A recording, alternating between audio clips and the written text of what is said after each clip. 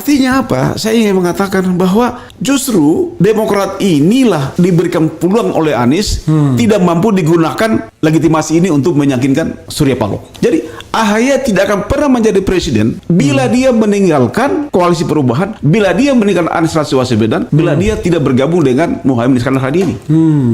2034 nggak ada lagi generasi emas kecuali emas eranya AHY. Oke. Ya kan? Iya. Ini fakta politik.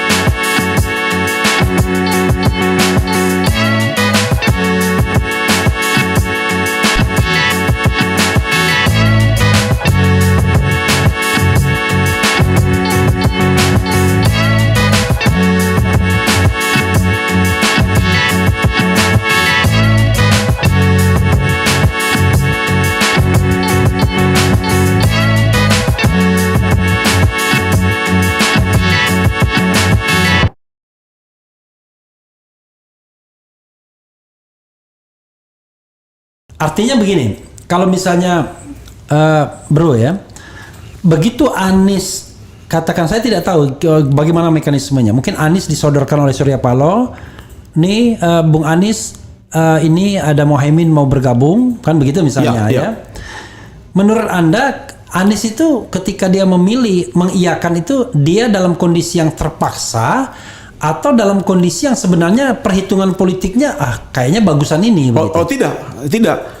Anies sebelum ketemu Surya Paloh jam 10 malam itu 10 malam hari Selasa. Iya. Hari Selasa. Tanggal 25 ya? Tanggal 25 itu. Iya. Hari Selasa itu Anies di briefing dulu sama timnya dia, Sudirman Said dan Mas Dadang. Iya. Itu di briefing. Dadang Juliantara. Dadang Juliantara. Nah, itu sama Surya di briefing posisi seperti begini.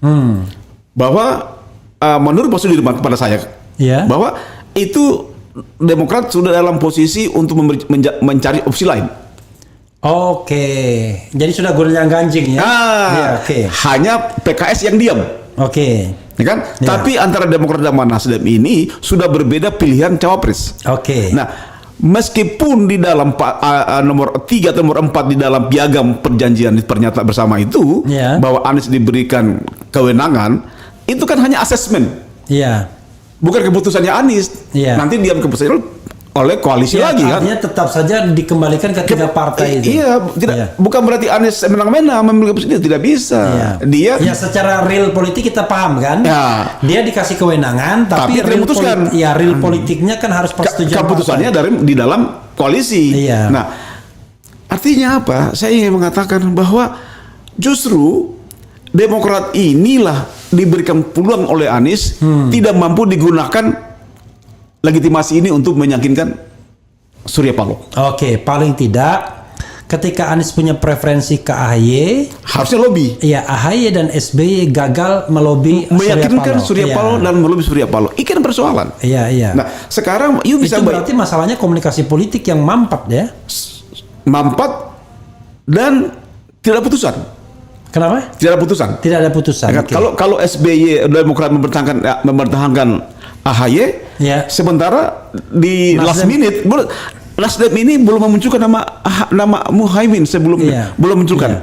Nanti Selasa malam baru dia ini sama Muhaimin. Nah, di sana Demokrat dia sudah susah dihubungi sama Anies. Oke. Jadi sesungguhnya ini hanya terjadi miscommunication.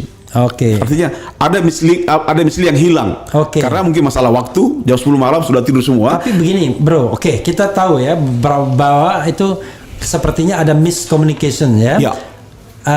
Bisa miscommunication memang atau communication yang nggak dibuka lagi. Saya curiga, Ya. SBY maupun AHY sudah menangkap berita informasi bahwa malam Selasa malam itu telah diputuskan Ya. Caimin. Iya. Sehingga dia menutup komunikasi dengan Anies. Oke, ya. Itu asumsi saya. Asumsi, Asumsi oke. saya. Ya. Artinya kenapa sih selama ini berkomunikasi dengan AHY itu sampai jam 10 malam 11 ada. Ya. Tapi ketika Selasa malam Nggak bisa. nggak bisa dihubungi.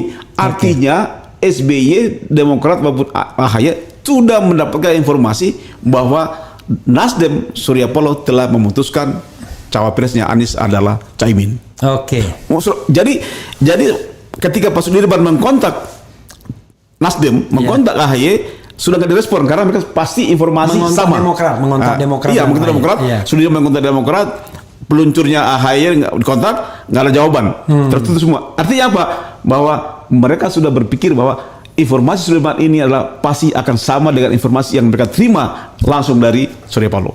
Tapi again, kenapa masuknya Muhaimin itu nggak dibicarakan dengan 3 koalisi itu?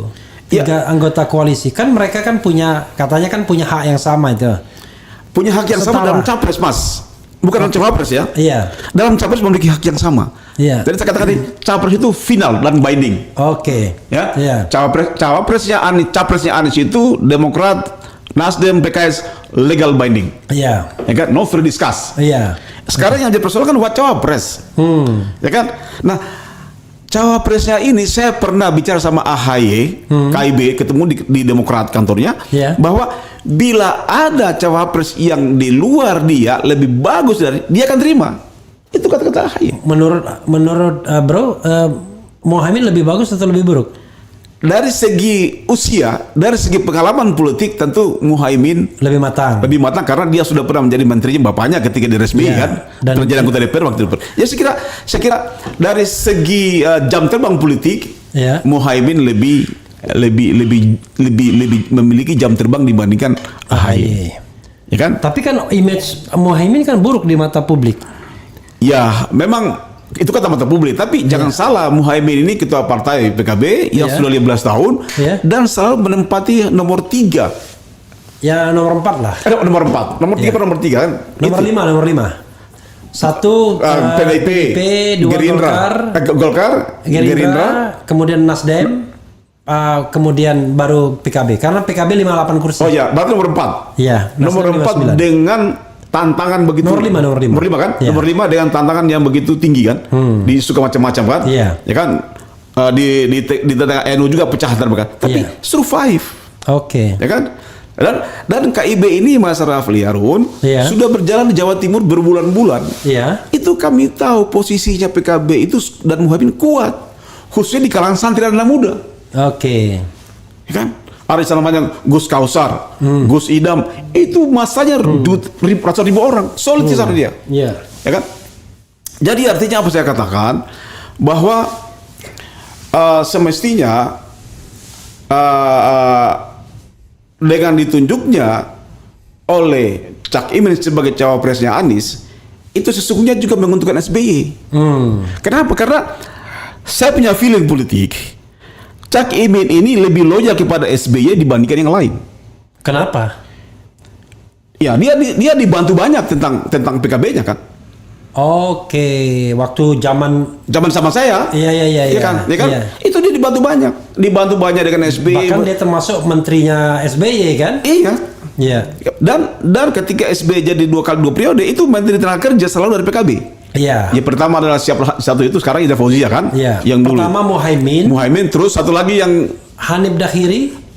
itu sebelumnya itu kan zaman Jokowi kan? Iya. Satu lagi si Suparno. Suparno. Oke. Ya, itu juga Iya. dari PKB.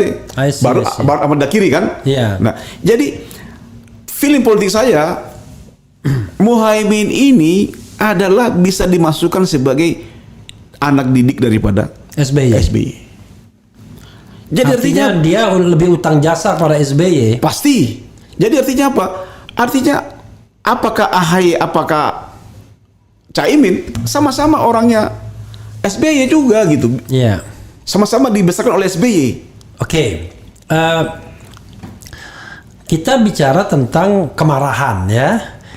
Menurut Bro, ini kemarahannya bakal permanen, artinya break up bener-bener ke Prabowo, atau sebenarnya masih ada peluang untuk balik kayaknya? Begini, Demokrat ini mengalami di destroyer sama muktamar luar biasa yang di Sumatera Utara itu kan? Iya. Itu waktu kan belum ada calon capres kan? Iya. Tujuan dulu Demokrat mau diambil alih kan dulu itu? Iya. Itu kan untuk mencegah agar terjadi hanya 2 pasang. Iya. Iya. Kan? Iya. Maka Demokrat dimatikan. Iya. Ya kan? Ikan ini tujuan skenario ya. Iya. Nah, tapi mestinya ketika Demokrat selamat dan juga kemarin terakhir selamat dari Eman selamat juga, itu mestinya ini digunakan oleh AHY sebagai untuk belajar secara pematangan politik. Iya. Kan? Iya. Bung Refli, saya sudah lama di politik. Jadi masa depan politik AHY hanya ada di koalisi perubahan ini. Oke. Kan? AHY tidak akan pernah menjadi presiden jika dia meninggalkan Anies Baswedan dan koalisi perubahan. Kenapa?